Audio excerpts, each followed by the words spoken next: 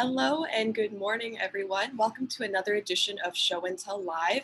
This is a webinar where our editors get to share with you and each other all the interesting and inspiring products, influencers, artworks, marketing campaigns, and cultural happenings on our radar for this month.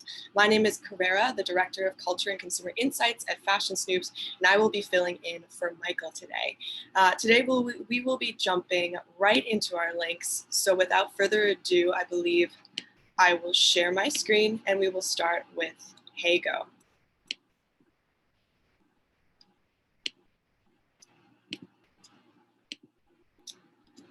Hi, Hago. Hi, sorry, a little dark over here. So my first one I thought was really interesting because as we know, the pet industry has been booming and shifting. I am the VP of Beauty and Wellness, and we're seeing a lot of shifts in the food world and the wellness world for pets. So Poshmark just launched a whole new category for pets. So just something kind of cute and fun to share for anyone. I think I read like 67% of Americans now own pets. And I know a lot of us at Fashion Snoops got new pets. So yeah, I just thought it was a fun thing to like keep tracking what's happening in this pet world and seeing, places like Poshmark adding it to their category.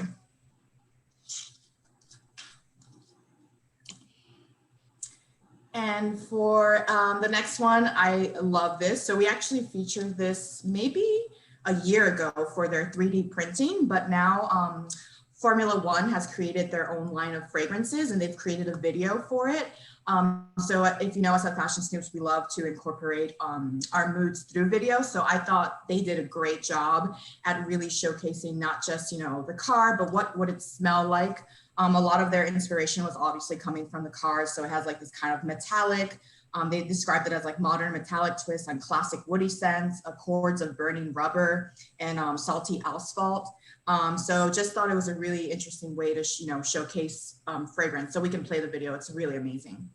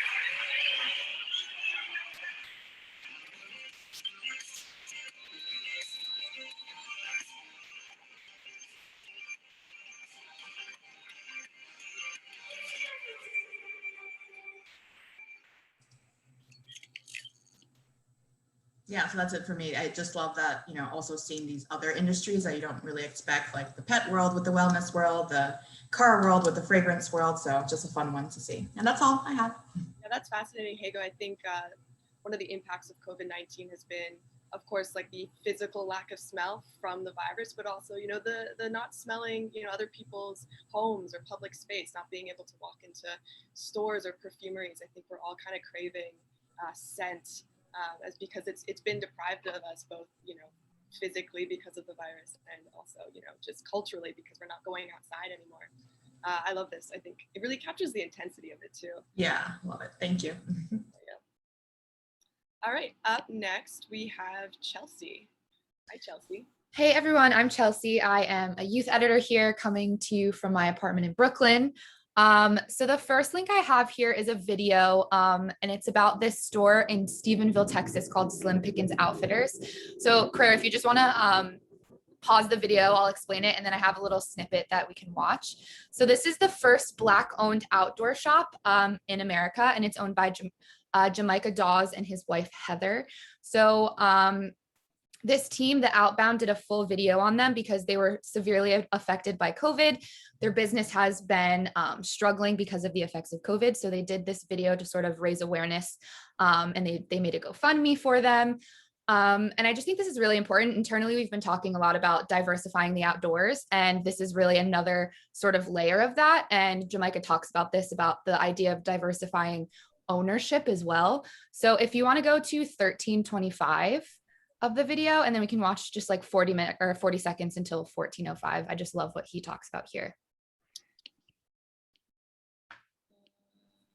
Sorry, I should have gotten it there for you. 1307? That's fine. Story with him, and by the time it was all said and done, man, we were hugging, and he calls it fast friends.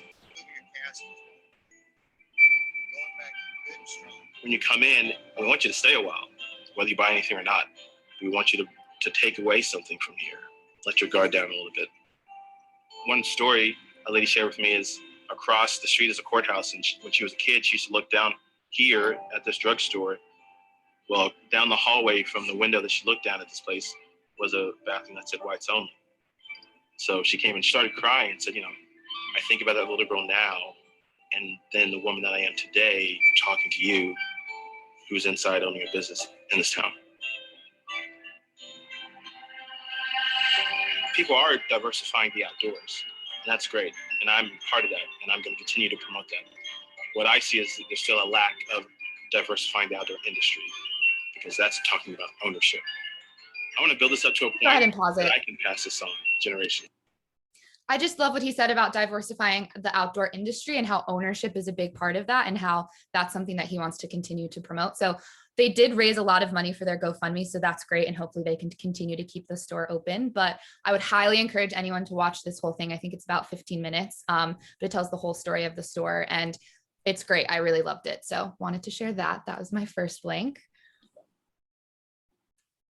And then my second one is some movements that I've been seeing. The first one is Safe Walks New York City. So this was actually brought about because there was a series of attacks on women at subway stations in New York City, specifically Brooklyn. And there was no motivation. There was not really any reason why they were happening. And so these people got together in Brooklyn and created this Safe Walks New York City. So they were staying at the subway stations where this was happening on their bikes with vests on, and they were escorting and walking people home from the subway station just to try and keep them safe. And then recently there has been a lot of attacks on Asian elders, specifically Asian American elders. And so this organization has now also gone into Chinatown or neighborhoods to help escort elders if they want that, just to keep them safe. So sort of bringing awareness to, there's been a lot of unmotivated attacks on Asian elders in America. I added another link as well, that there's one in Oakland, because that was sort of where the media started showing the footage and all of the information about these attacks. So there's this one in Oakland as well. And they're taking volunteers. So I looked at the site, and you can volunteer to be an escort. So if someone wants someone to walk them somewhere, you can sign up and you can be that, and they're being super COVID safe. You have to have proof that you have a negative COVID test, but then they can reach out to you to help walk someone somewhere. So I thought this was a really great reaction to all of this violence that is happening when it feels like you're not sure how to help out. And this was a really great initiative that I was seeing popping up. So I wanted to share those as well. It really gives emphasis to the idea of community care and taking care of like the people that you might not even know in your community, but that we're also connected to because of this pandemic. Right. And then the last one I have is this artist. So this is Naya Perez. He is a Brooklyn-based interdisciplinary artist. He pulls from his experiences growing up in Columbus, Ohio. He grew up in LA and also Camden, New Jersey, and now he lives in New York. And he focused on navigating through personal experience and memory and this importance of intimacy within his community. So this post on his Instagram was from his thesis work for Masters of Fine Arts at Pratt. And he titled it, "One Day the People Gon' Clap." And this is like a multimedia pieces. But one thing that I thought was really interesting is that he integrates backwoods and Swisher's rolling papers often into his work. So if you see those beautiful brown colors, like here, he's actually using these cigar wraps as a medium for the work. I just thought that was really interesting. I came across this. I think one of my favorite musicians shared this on their Instagram story.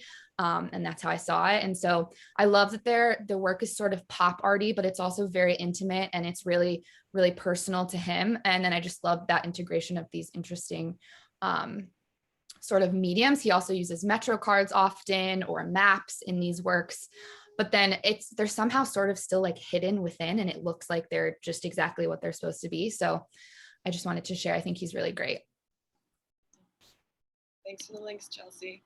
Thank you. Next up, we have Erza. Hi, everyone. I'm Erza. I'm a culture editor based in Tampa, Florida. So my first link, to combat misinformation and media bias, this NASA engineer developed a tool that lets users compare how outlets from across political spectrums and around the world are covering the same news event. So I'll let the video walk you through the features. Just a few years ago, you could read 3 newspapers or watch 3 cable networks and make sense of the news on your own. It was easier because you knew the political bias of each media outlet. But the boom in social media and the rise in misinformation, biased news, and sensationalism have made it harder than ever to understand what's truly happening in the news. Ground News Pro cuts through the noise by letting you easily compare how a story is being covered by sources from across the political spectrum and from around the world. The world's first news source comparison platform, Ground News Pro offers tools that enable you to quickly analyze and draw your own conclusion about any news story. Start by clicking on any article. Scroll from left to right to see how outlets from across the political spectrum are covering the same story. Go deeper by clicking on the coverage analysis button. This generates a side-by-side comparison that reveals if a story is receiving balanced coverage or if it's only being covered by media on the left or the right. You can also see how a story is adapted to fit a geopolitical agenda by comparing how it is being covered around the world. Get more insight by clicking on the location coverage analysis button. Spin the globe and see how coverage changes based on where it was published. Finally, when and where a story originated is critical to understanding the news. Ground News Pro lets you see how a story changes over time. Just click on the time coverage analysis button, hit play, and watch a video revealing where and when a story was published around the globe. Are you ready to see the news more clearly in 2020? Download Ground News Pro, the world's first news source comparison platform, and get the tools you need to quickly analyze the news and discover the truth. Yeah, so here at Fashion Soups, this resonated with me because I am responsible for working with our AI technology to showcase news articles that either validate our macro trends or like uncover new ones.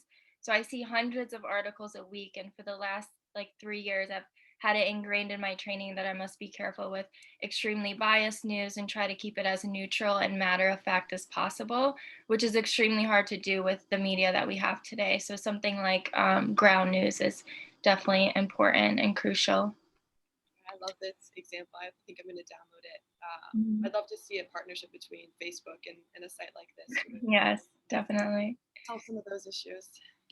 So the next one's called Drive and Listen. It's a virtual experience that lets you listen to local radio stations while driving through cities around the world. So you can just click on any city that you'd like, and then a news radio station will just start playing.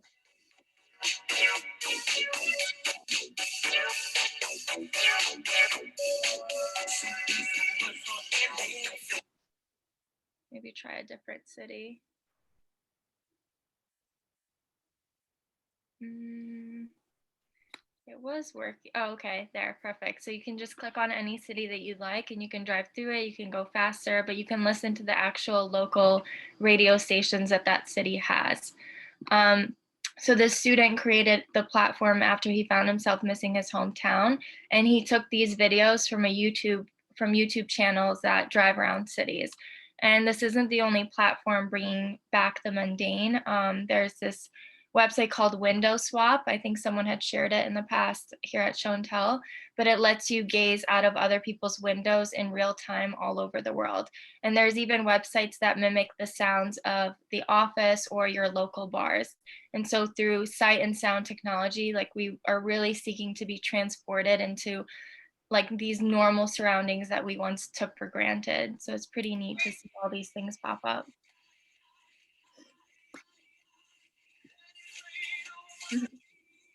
Where are you at now? Budapest? Oh, that's where you're from.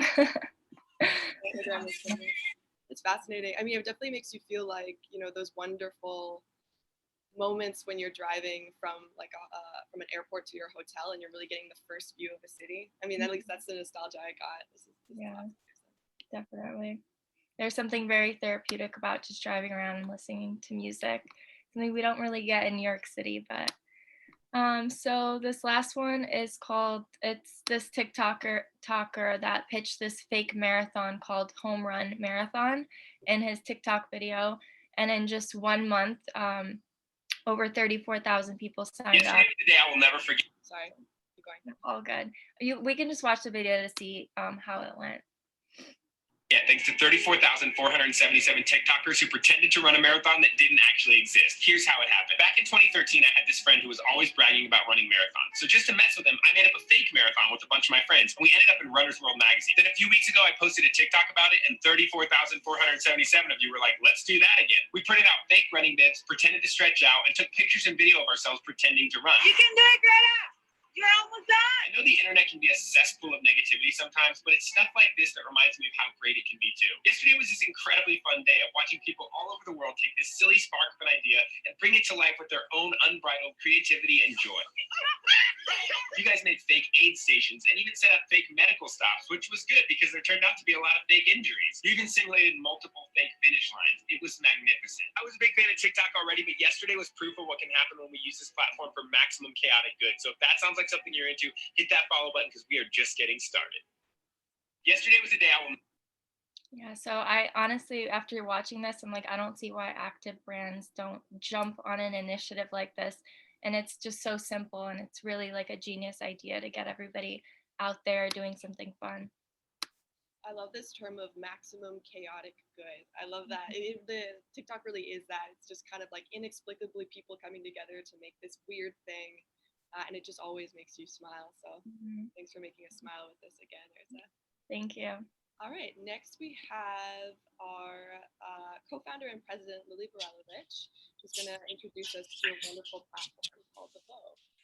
Hi, everyone. I feel like it's been a while that I've been on. I'm always behind the scenes. I'm not always on camera, but I'm always watching the show and tells and seeing your comments. So I'm here even if you don't see me, but I had to be here today to introduce this amazing initiative that we have been so honored and fortunate to co-collaborate, co-create, co-envision with. It's a team of really incredibly talented and also really wonderful people that we have been working with for a few months. I met a candidate who's not on today, but I know she's listening, a few months ago, and she shared this amazing idea of how they wanted to revolutionize the museum space, provide more access, and really kind of break open the opportunity for more people to enjoy art and culture everywhere around the globe, and also to really rethink the model of who is the new supporter of this new art experience that is now possible because of our digital reality to be experienced from anywhere by anyone. So we set forth to really question and recreate this idea of how do we now experience museums and exhibits on virtual space, and what can we add to the experience that's not possible in the real space, and how do we think about when we do get the opportunity to go visit museums, how do we merge the digital and physical together. And it's been a fun exploration, and next month they'll be going live with the initiative. The initiative is called The Vogue. Natasha is here, who we've had the pleasure to work with. She's gonna walk us through some of the details because it's still not open to the public to kind of discuss and know everything. You guys are one of the first people to hear about it. We are going to be doing an amazing event next month with the Vogue team really connecting the dots between culture and consumer behavior and linking it to amazing artists and how they're translating and making sense of this moment. So we'll obviously invite all of you to that event. And the minute the Vogue launches, all of you will know about it and will be up there experiencing this incredible experience that they've created. So Natasha, I want you to obviously take us through the initiative, but also what I'd love for you guys to share is, which always gets me hooked again, just the passion and the commitment behind why you set forth to create this initiative in the first place.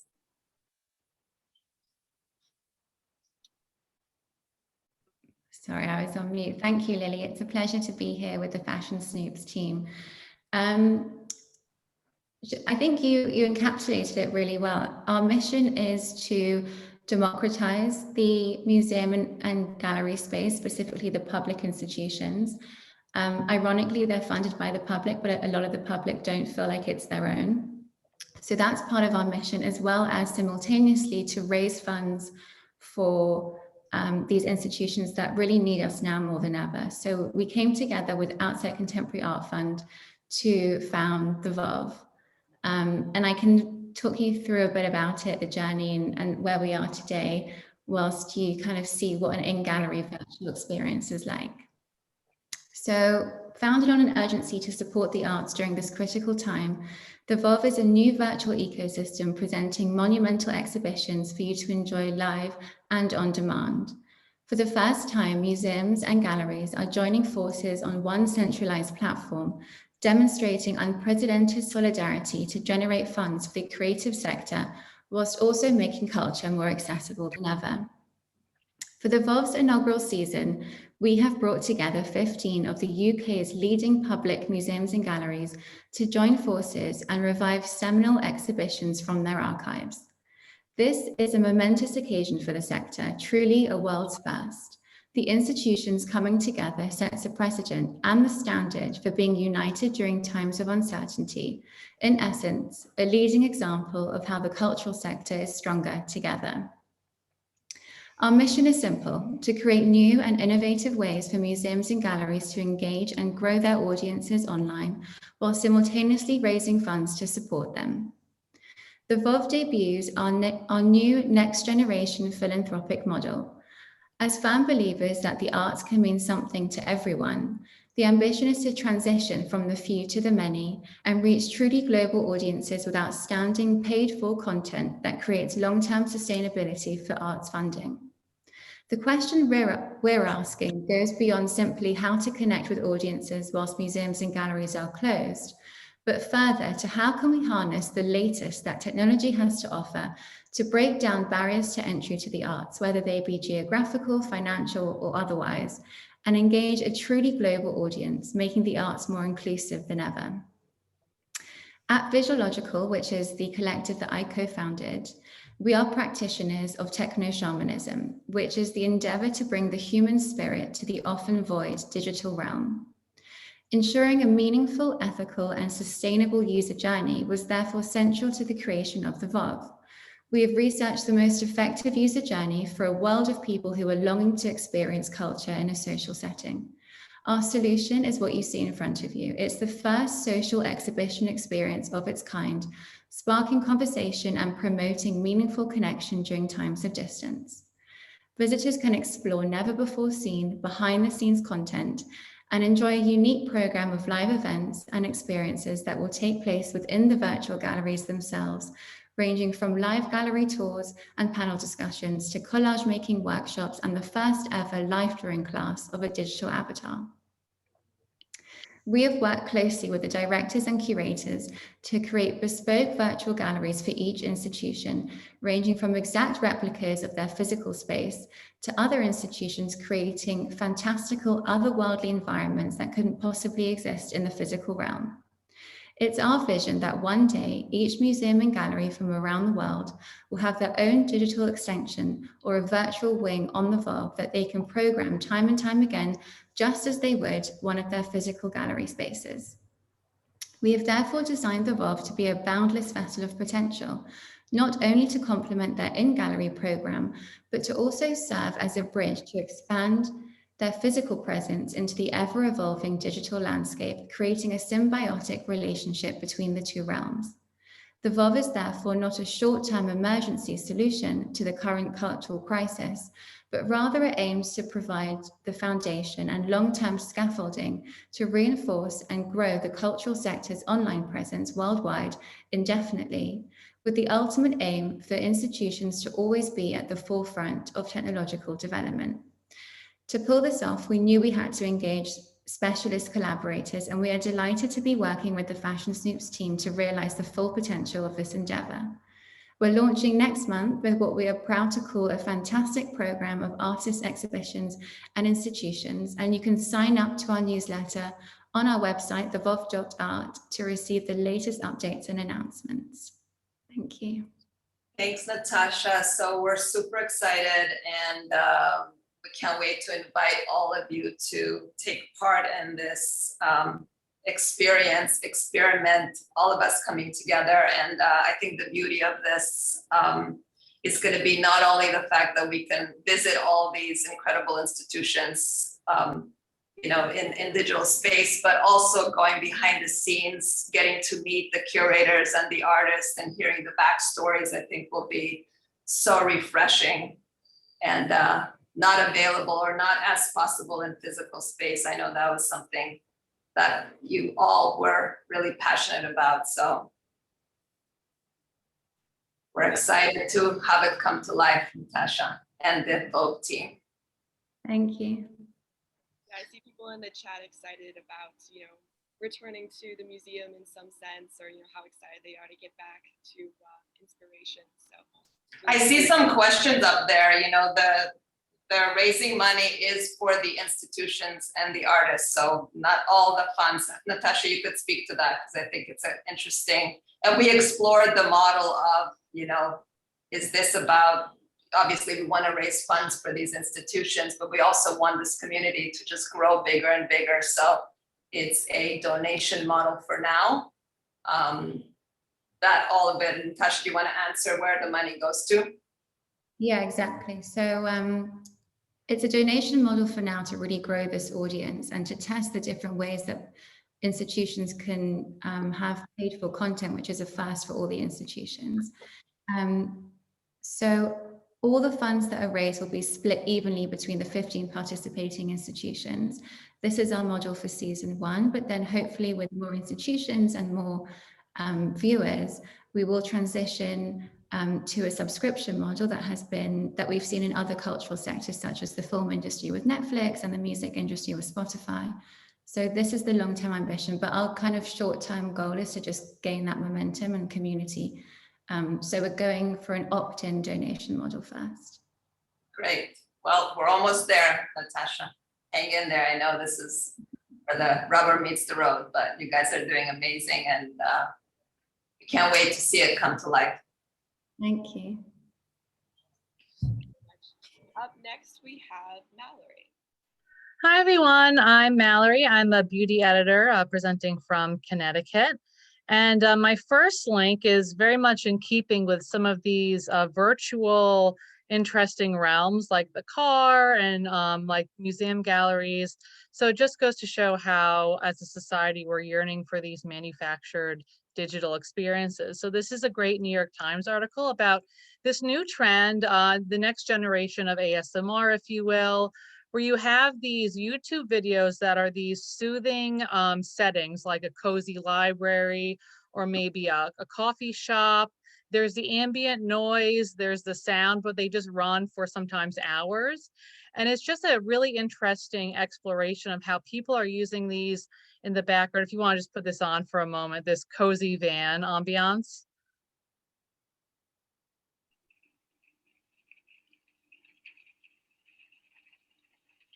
So as you can see, this one runs for 3 hours. So the article explores how many people are using these to work, to help study. Apparently, Hogwarts house common rooms are a really popular one, blending in a bit of popular culture and fictional settings. but they're strangely good for studying because you're in a study-like environment. You see here, Rainy Day Coffee Shop. There are tons of these on YouTube, and they're just, as you can see, just so charming and just a grasp at that, you know, outdoor life, that kind of public space experience that we're all missing right now. And just an interesting update to the ASMR conversation. Obviously, the sound is a big factor here, as well as the immersion into this really lush or interesting environment. Oh, I love this Sherlock one. This is like Sherlock Holmes study, which I love. And it has a fun intro where you're like walking in. So,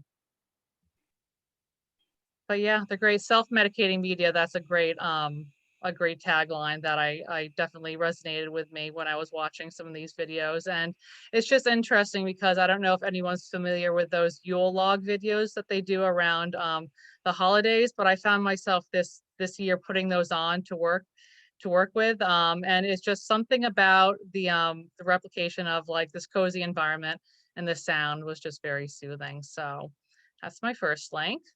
So today we've had links on traveling through scent and traveling through sound. I like when trends pop up unintentionally.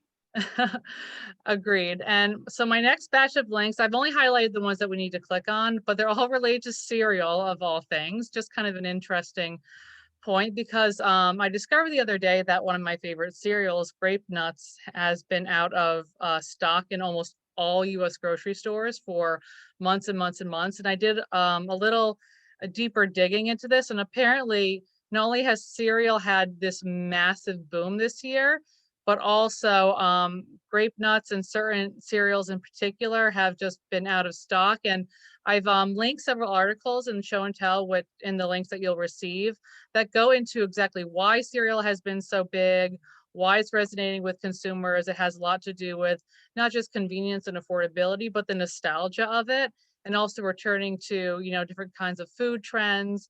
So just very, very interesting, the idea of the great cereal boom. My next cereal link is this great, if you want to click on that, this great cereal called Proud Puffs. So this is actually by a Connecticut native, which I love. His name is Nick King, and he decided to design Proud Puffs to put some, you know, great Black representation into cereal brands. He really wanted children to be able to see themselves on cereal boxes, feel empowered. The cereal itself is gluten-free and vegan, and the little bites are in the shape of a fist to represent, you know, Black representation and history. And so I just love the cereal. He's currently in the crowdfunding elements of it, and this is the official website where you can learn more. And I love everything about this. I think it's a great stance for more inclusivity, representation, and also I love that it's vegan and gluten-free. So it's ticking all the boxes for food and cultural trends here. Great packaging too. Yes, love that. And then my last one is a bit of fun. This is just, I saw this morning when I was researching some fun cereal links, but this is a mashup duo that Kellogg's is introducing. You know, it's funny, within beauty, I've seen, we've been seeing a lot of these mashup products that are kind of blending the boundaries between one product and another, one type and another, colors. And so I think it's funny that this is trickled into the food world and this crazy mashup of just adding two cereals together. I mean, of course, it's also just genius strategy as well, because consumers could easily just combine these at home, but it's a great way to market it to make it seem unique.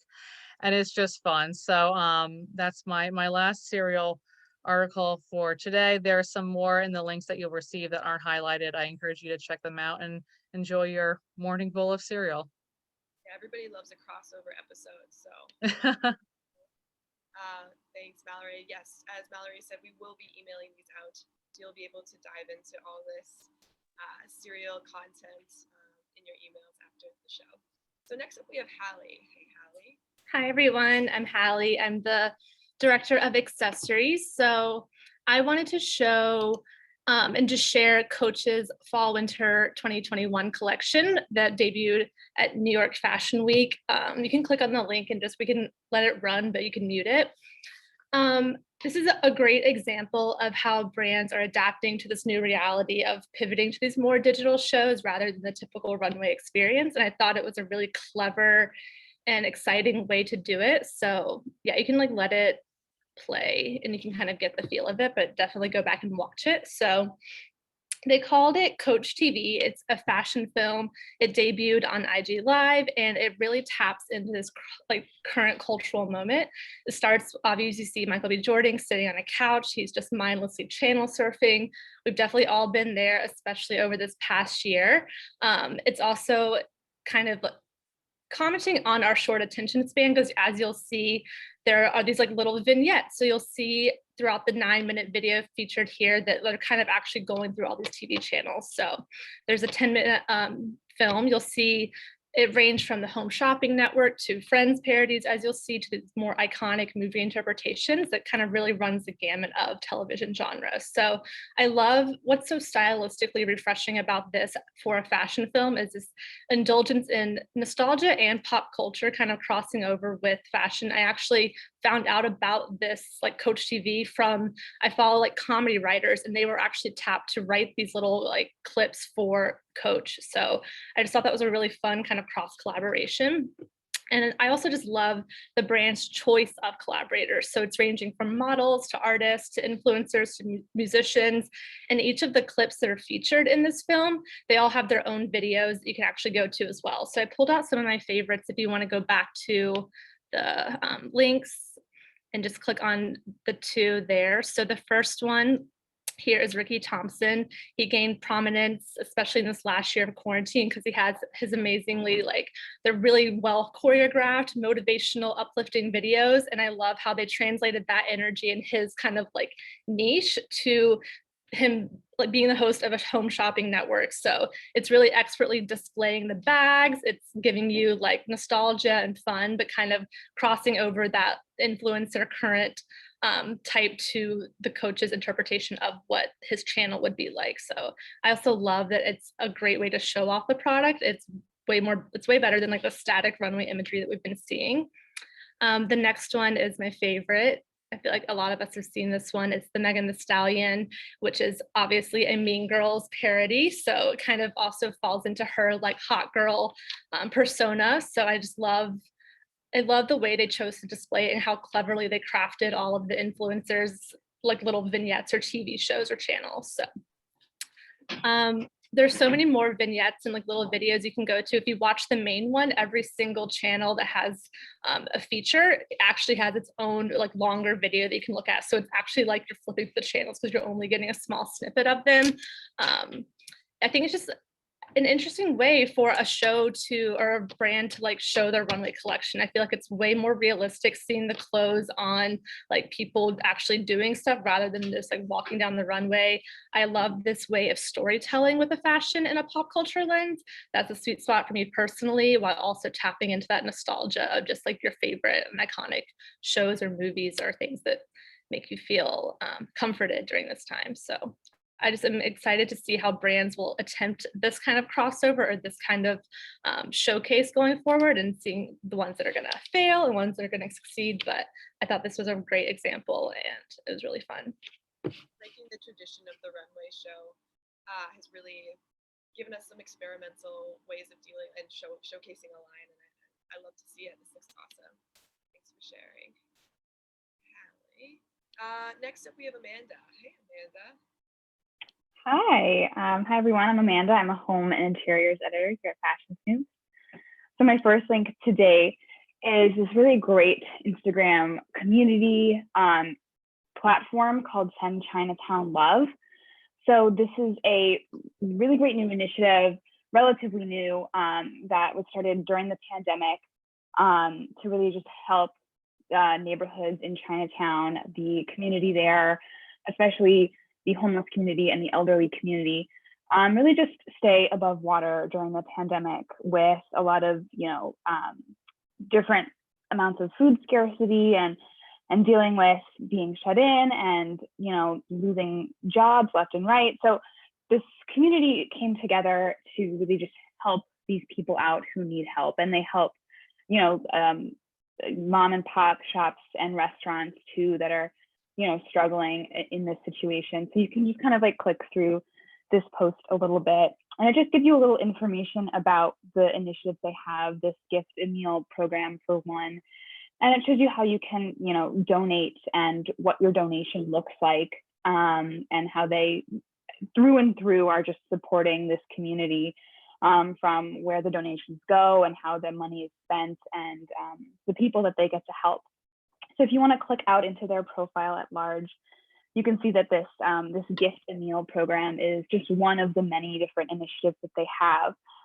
Most recently for Lunar New Year, they did a food crawl where you kind of could get a digital passport on your phone, and you could, see in the different Manhattan neighborhoods which restaurants were participating, and you can, check them off as you visit them. And by checking off more and more, you get entered for giveaways and raffle tickets. And so it's just a really great initiative. If you want to scroll down just a little bit more, there's a quick little just like Reels video about it, and they just have so many different things that they're doing to help the community there. And this is just a great thing. I love seeing this because it's super actionable, even if you don't live in New York City. And if you do, definitely check out some of the restaurants that they highlight on this page and support them, just because the food looks so good. I wish I could be there and do that. But it's also a great platform for education. So if you're not local, you can use it to just educate yourself on what these people are experiencing and the different, elements of the culture just within Chinatown itself. And, they also are talking about, how the recent, this like burgeoning racism within for the AAPI community has really challenged, all of these individuals who are living in this community and around the world, and how, everyone can be allies and help them out.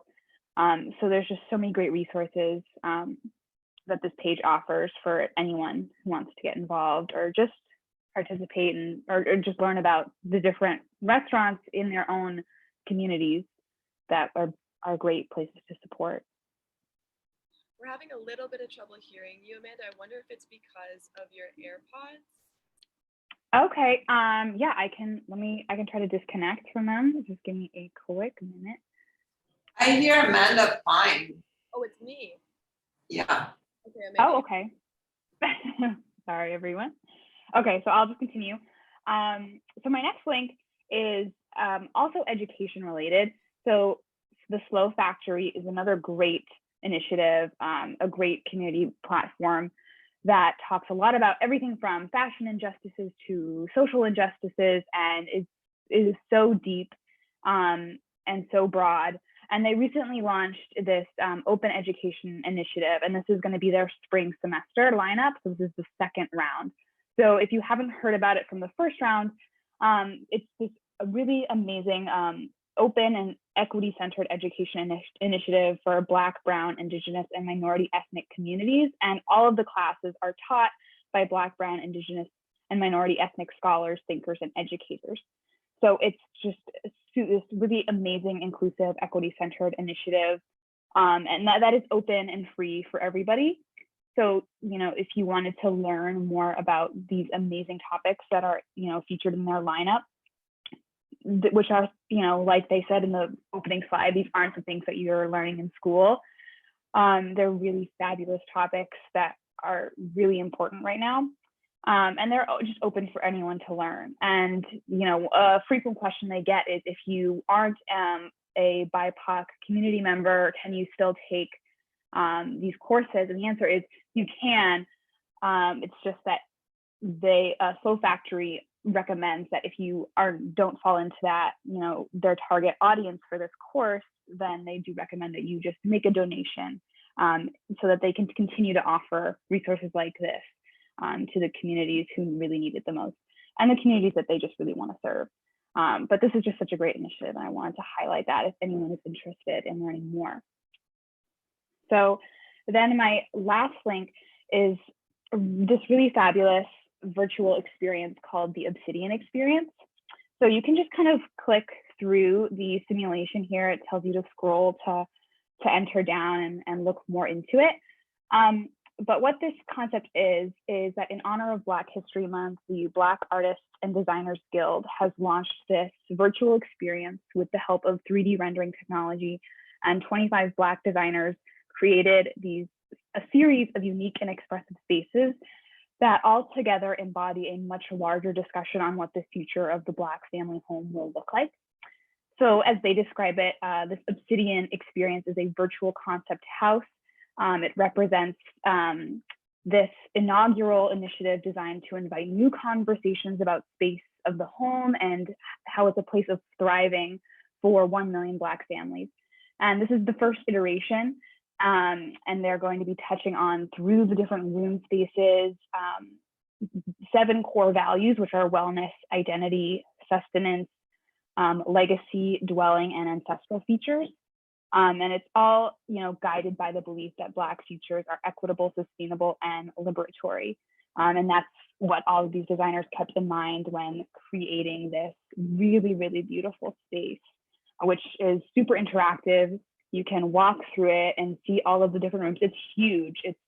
It's huge.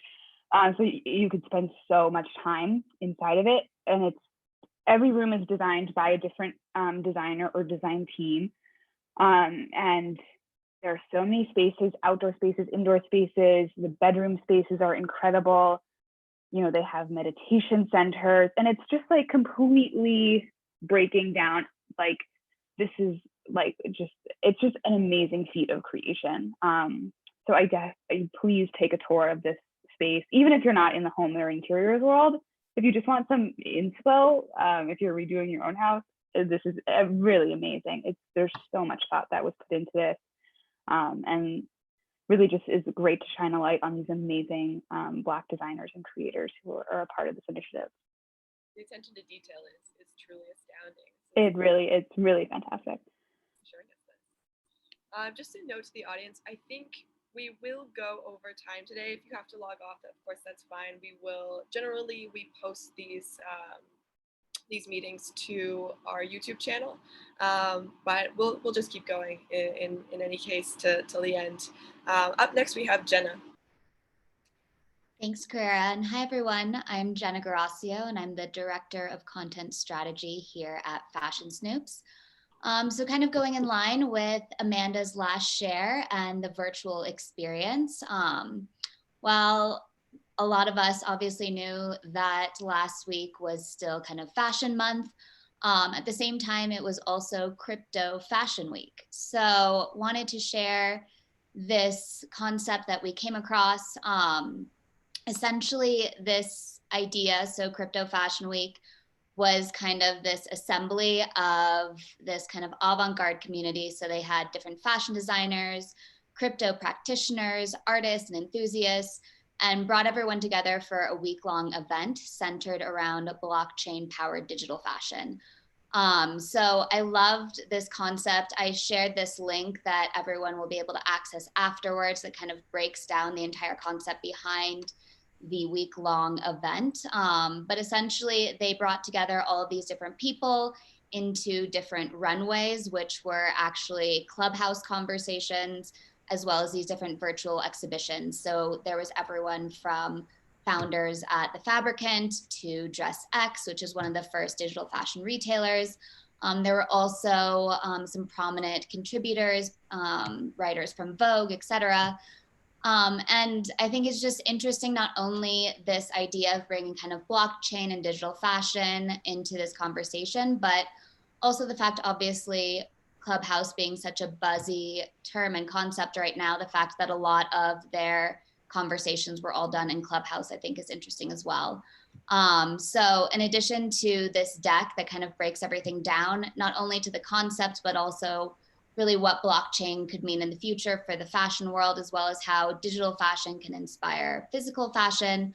I also included the link, the YouTube link that has a lot of the recorded discussions. So if you were unable to attend, if you didn't even know it existed, you can access a lot of these discussions. I think the topics are really fascinating. A lot of ideas around everything from physical fabrications to virtual fabrications, experiences, etc. And I think it also kind of blends well with kind of what Hallie was saying earlier with kind of new ways to rethink virtual experiences. So it doesn't necessarily just have to be the idea of kind of 3D virtual items, but also how you can create and interact with consumers in new ways. So definitely encourage everyone to check out these videos afterwards. Yeah, I think my team will be doing a quick overview of this event too in the culture section to look forward to for those of you who subscribe to the site. And then kind of in continuation with this virtual kind of newness and innovations, we've obviously, especially Carrera can speak to this, we've been tracking the development and kind of issues as well as innovations related to deep fakes. And I follow a email kind of weekly update called Product Hunt. I encourage anyone to follow it if you aren't already. But I came across this new concept. It's basically this new use case for deep fakes that lets you experience your family history like never before. So thanks to a partnership with MyHeritage, which is a family ancestry service, and DID, it's a company that specializes in video reenactment with deep learning technology integrated in. They developed a new solution called Deep Nostalgia, which you're seeing on the screen right now, that lets you transform family photos into these short animated videos. So the idea is that you can reconnect with either family or loved ones that have passed away, or family and loved ones that maybe you've never met before. So obviously, there is a sense of creepiness to this. Also, I think deep fake tech isn't for everyone, and there's obviously a lot of bad associations with it, but I thought this was an interesting solution and kind of a nice positive concept behind deep fakes that kind of goes beyond that Gen Z kind of celebrity realm of utilizing this technology. Yeah, it brings the fidgeting back to the photographs, which I like. Yeah. Yeah.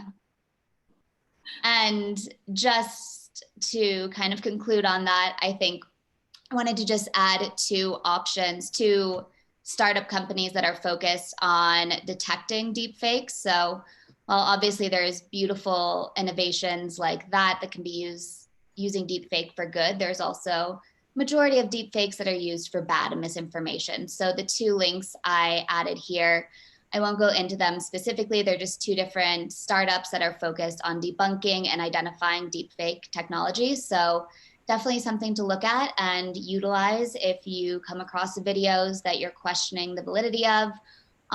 You basically can just like drag and drop links or videos into these different sites and they can tell you if they're real or fake.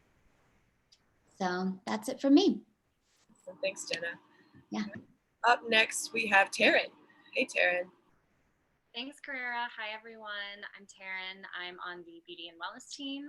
So today for my first link, Airbnb has launched a nonprofit housing organization called Airbnb.org. It's used to help house people in need. So they're partnering with Airbnb hosts, government agencies, and longstanding nonprofit organizations to provide free or discounted shelter to vulnerable groups in times of crisis. At the beginning, they really want the organization to focus on temporary stays for people who have been adversely impacted by natural disasters or the coronavirus pandemic. It's also been mentioned that essential workers will be included in these complimentary stays, though there aren't any specific details on that quite yet. But the organization did mention that part of their future goals, they want to support refugee programs as well. So if you want to click the video, we can watch that briefly. And it's a promotion video from Airbnb for the new organization. This one, correct? Yes. Already, Hurricane Sandy is the most destructive hurricane of 2012. Sandy's unprecedented flooding is displacing thousands of people across the eastern seaboard. Dear Airbnb, I have an idea. Seeing thousands of people have lost their homes to Hurricane Sandy, I want to find a way to help. My apartment is available. I'm wondering if I could list it for free.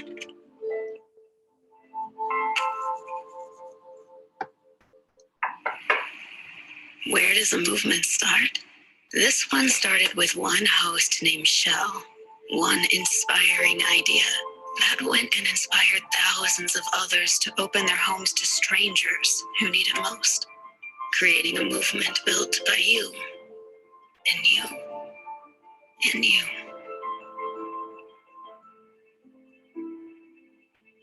And where we go from here is everywhere. So I love that video for just showing some of the faces of the hosts that you can go to and that are supporting this organization. So yeah, I just thought it was a really unique idea and super important, especially what we've seen with Texas recently and the snowstorms. I think it's more important than ever, and it's great to see Airbnb pooling their resources for people in need. So for my second link, Netflix is going to be launching a new show called Spirit Rangers. It was created by half Mexican, half Shamish showrunner Carissa Valencia, who always felt torn between her modern life and her native culture. So she wanted to create something that showcased her love of Native magic, indigenous philosophy, but also was just something really fun and cool for kids. So the new show is an animated series about 3 siblings who each transform into unique animal spirits to conserve the national park they work and live in. And another thing that makes this show really unique is that Valencia has actually hired an all-native writer's room for the show. So she said everyone on the team has a really unique perspective and experience with their native heritage. Some of them grew up on reservations, some of them were adopted out, some just lived in modern cities. So it's really helped them learn a lot from each other and also develop really cool storylines for the show. And as part of this, Valencia actually got the blessing of 2 tribes, the Shamish and the Cowlitz tribes, who are the cultural foundation of the show. She said a lot of people don't realize that there's actually more than 500 native tribes with different skin tones, eye colors, hair colors. So the showrunner and the writers wanted to base the show, the family based in the show, on 2 particular tribes. And so she actually presented this idea to both of the tribes. And she said when she was presenting it to her tribe and her elders, they were so thrilled and honored to get to see these traditional stories come to life. And we're really excited to incorporate parts of their tribe and their history in the show.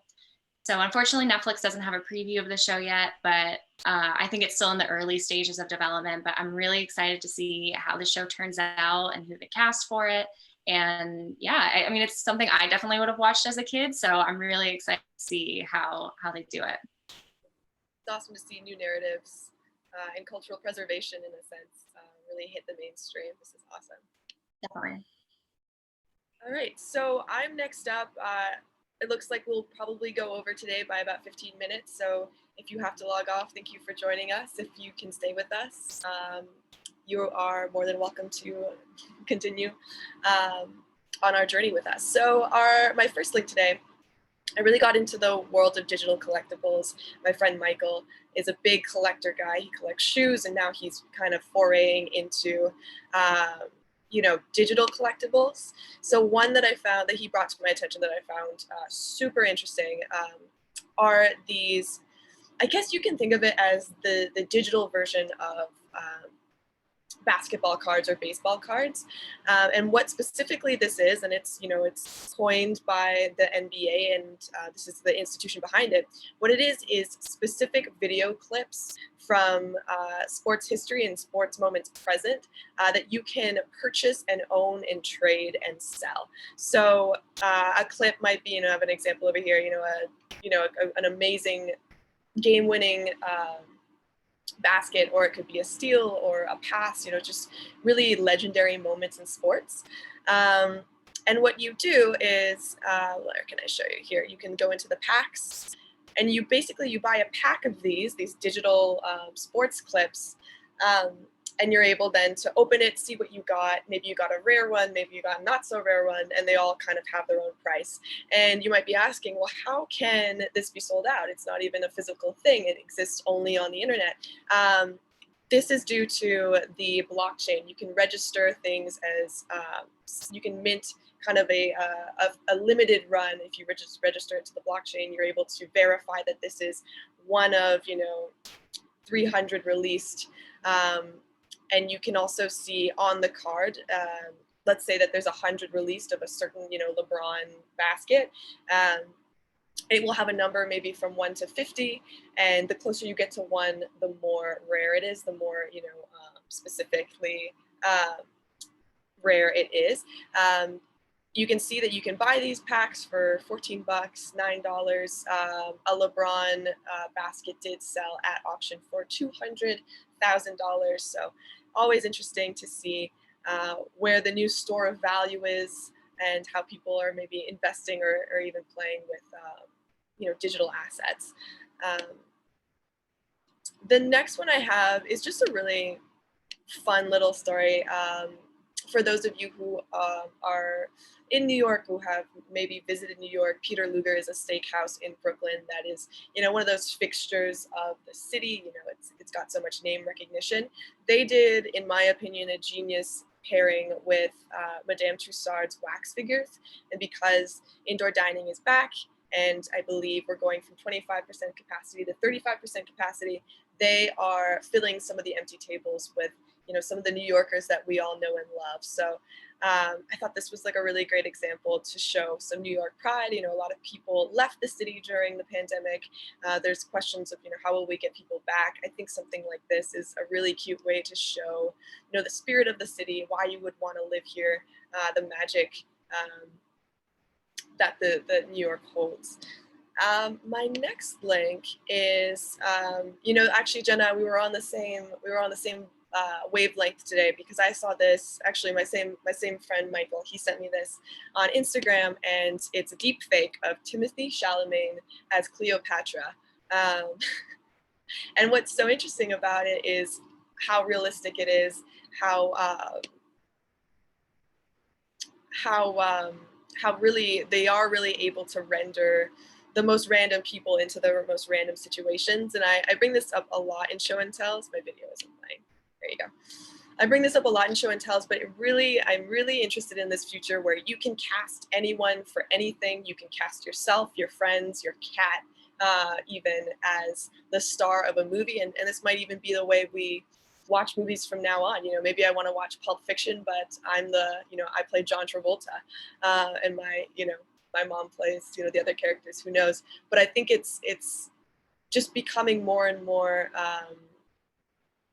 consumer friendly. I think this is something that will be on the radar in, in a year or two.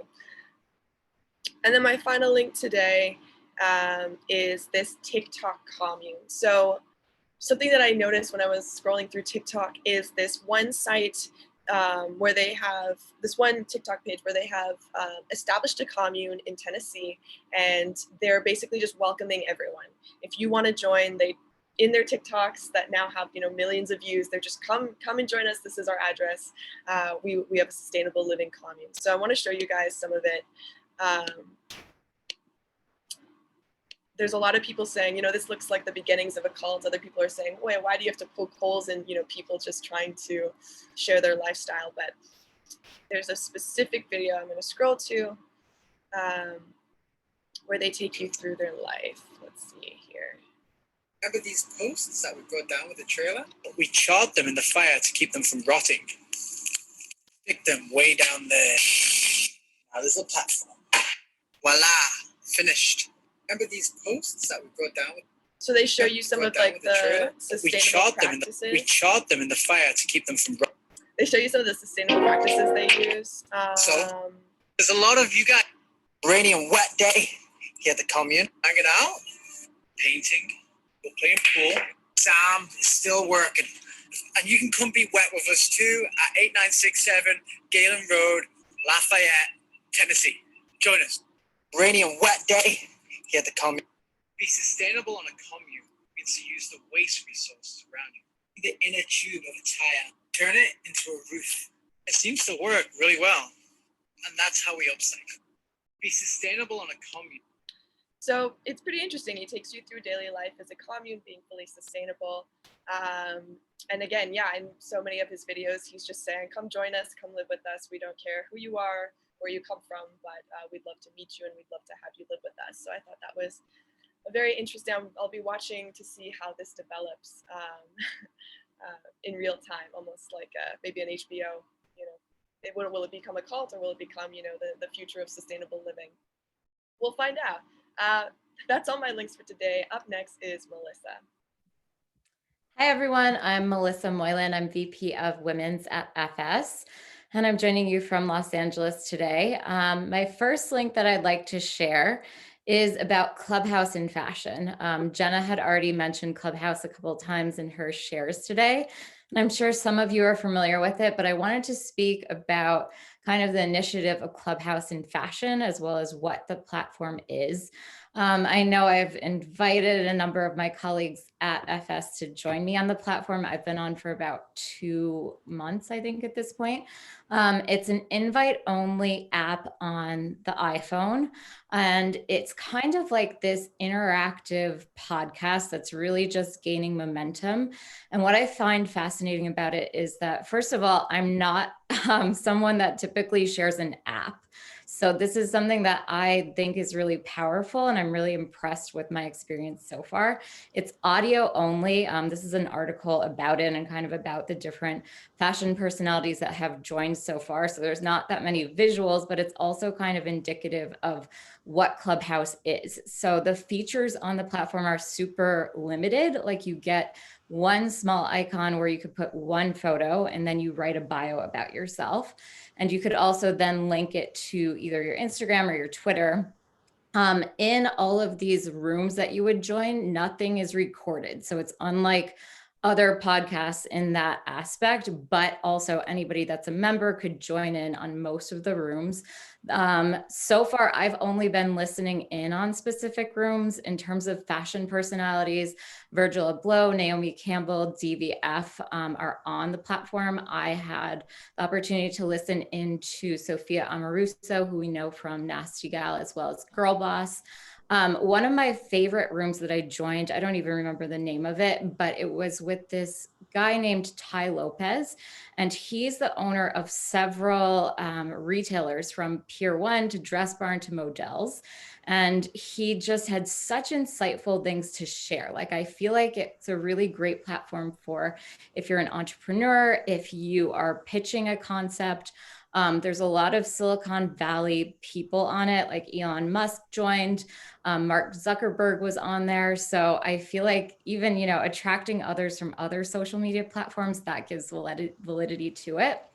In terms of, just the amount of users that are on the platform, so far they have 10 million active users for the month of February. And if you compare that, to Instagram's at like 1 billion. So you could see the difference. You could kind of see, how it's still growing. The rooms that you're exposed to are basically based on the other people that you follow or clubs that you could follow on there. The hierarchy is also an interesting concept. Like, we know in Instagram, you could be a verified account, but on Clubhouse, it's more like you're a moderator. So I don't even know how that works, but basically the moderators moderate a conversation. It's totally organic. I love that about it because nothing is scripted. Also, in terms of the rooms that you could join, it's capped at 5,000 people. You're really not supposed to record any of them, but I think it's a really great resource if you have the opportunity to join, to check it out. I think it's just such a really interesting source for anybody in creative. There's all kinds of rooms, from wellness to beauty to fashion, obviously. And a lot of entrepreneurial aspects. So you could hear about, just different businesses and people that want to pitch them that you have no idea about, but you get turned on to new things. So I think the way they launched this too, making it so only a few people knew about it, that was pretty genius, because it became this, oh, I got a login. Oh, do you need one? I can get you one. It became. Yeah. Yeah, like I think it's smart how they did it, like kind of at like the higher tiers. And now when I joined, everybody starts with 0 followers too. So it's like, oh man, like you have your following on other platforms and you don't get that. So from what I've seen so far in like my 2 months on it, I started with 0 followers. Now I have a lot more friends that have joined because it also kind of aggravates your phone contacts in there. And then you would gain new followers, I guess, by speaking, which I haven't yet, but it's an interesting concept for sure. The next one that I wanted to feature is a designer. Her name is Caroline Hugh, and she's based in New York, but she's born in China. And she just has this really beautiful romantic aesthetic. There's also a lot of deconstruction and kind of fabric manipulation that I think we're seeing. This is from her Spring 21 collection. She won the Business of Fashion prize in China, as well as the LVMH prize nomination. So I think she's definitely one to watch. She's already on Moda Operandi. So I think that kind of, you know, proves her power and influence in the industry. And I think we'll be seeing a lot more of her. And then the last one, just to take a little diversion from fashion for a moment, I thought this was fascinating. And it's about kind of post-pandemic hospitality design and what we could expect. So they had several different people quoted in this article. The one that we're looking at right now, that's actually from a new restaurant in LA that opened in the pandemic, from Opening Ceremonies Humberto Leon. And I just thought it was like really beautiful. And I think in fashion, we keep talking about how we want to dress up again. So what do the places that we want to go to, what will they look like, or what will we expect of them as we emerge from the pandemic? Another person, you could just kind of scroll through. I think there's a couple different spaces in the article to look at.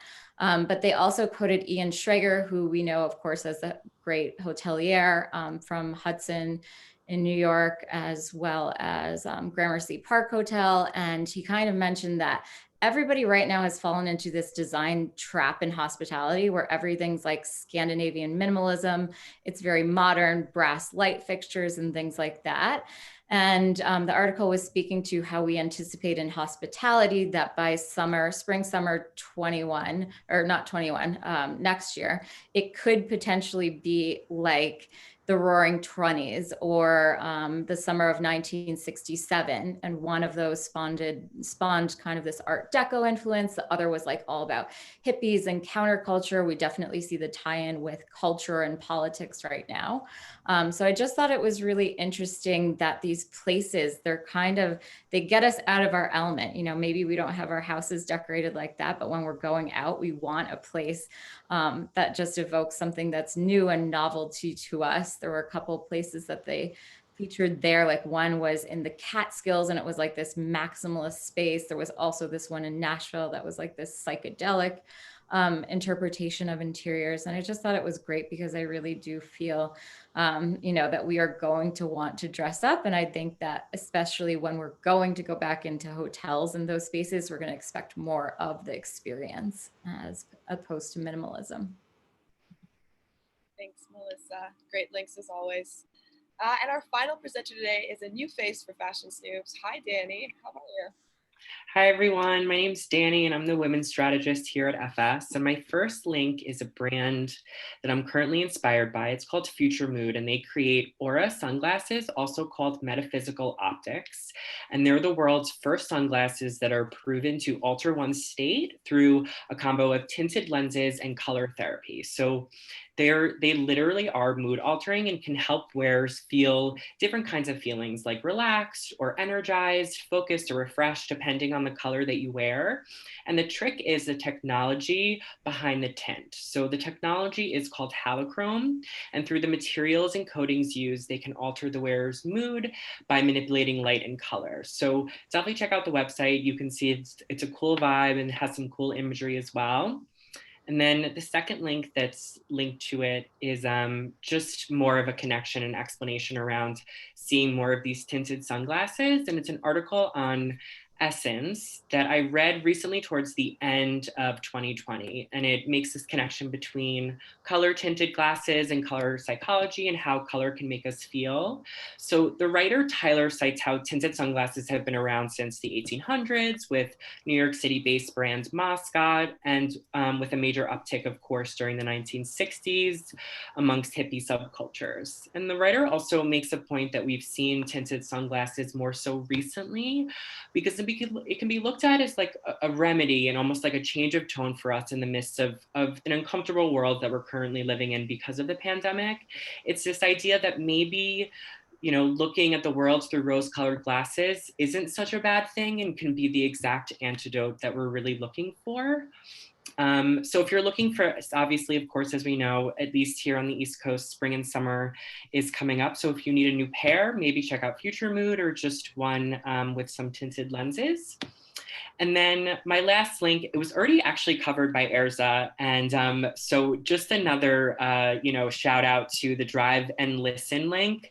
I also found that through just like searching through TikTok over the last couple of weeks. And I think that what makes it just so interesting, so if you have some time, check it out, is that all the videos from that they used for recording in the different cities were shot before COVID. So the cities are bustling, no one's wearing masks. It really kind of gives you that feeling of what life was like pre-pandemic and what we can really look forward to when the world becomes, or when we emerge into a more comfortable kind of living time. So that's it for me. So thanks so much, Danny. So those are all of our links for today. Thank you to all of you who stayed on and listened to the rest of our links. Before we end today, I am going to pass it off to our marketing director, Sarah, for some final words. Thanks, Carrera. Thanks, everybody. We do hope that you will join us for some more upcoming webinars. We have a couple more this week. Tomorrow, we will be moderating a footwear panel along with Informa, so definitely join us for that. It is at 1 p.m. Eastern. On Saturday, March 6th, our presentation for Trinoy Link will be released. It is a buyer's trend guide for autumn/winter 21-22. And then on Tuesday, March 16th, everyone's favorite webinar, Fall/Winter 21-22 Women's Runway Top Trend Insights. Definitely join us for that. And Wednesday, April 7th, we'll be back with Show and Tell Live. So you can find links to all of these events on our website at fashionsnoops.com/events. I put that link in the chat box earlier. I'll pop it in there again. And the recording of this webinar, along with all of the links, will be shared on our YouTube channel later today. So definitely check that out, along with all of our previous webinars on demand. Thanks again, everybody, and we'll see you at an upcoming webinar.